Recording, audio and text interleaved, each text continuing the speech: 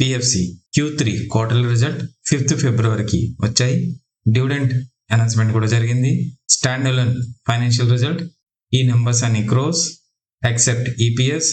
Year on year compare చేద్దాం. Net interest income చూసుకున్నట్లయితే year on year పెరిగింది.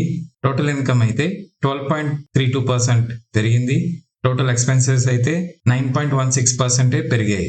ఖర్చులు తక్కువ పెరిగాయి, ఇన్కమ్ ఎక్కువ పెరిగింది. Profit before exceptional items and tax చూసుకున్నట్లయితే 17.29% గ్రోత్ ఉంది. ప్రాఫిట్ ఫర్ ద పీరియడ్ చూసుకుంటే 14.64% గ్రోత్. ఈపీఎస్ అయితే 14 rupees 43 paisa. Year on year అయితే గ్రోత్ ఉంది.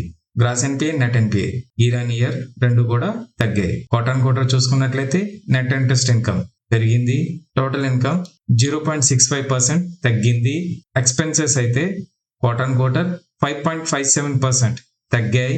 Profit before exceptional item tax చూసుకున్నట్లయితే 7.54% పెరిగింది. ప్రాఫిట్ ఫర్ ద పీరియడ్ చూసుకుంటే 6.75% పెరిగింది. ఈపీఎస్ క్వార్టర్ క్వార్టర్ కూడా ఇంప్రూవ్ అయింది. గ్రాస్ ఎన్పిఏ, నెట్ ఎన్పిఏ రెండు కూడా క్వార్టర్ క్వార్టర్ కూడా ఇంప్రూవ్ అయ్యాయి. ట్రేడింగ్ వ్యూ వెబ్సైట్ లో మార్కెట్ రెవెన్యూ, ఈపీఎస్ అంచనా ఏ విధంగా ఉందో మనం తెలుసుకోవచ్చు.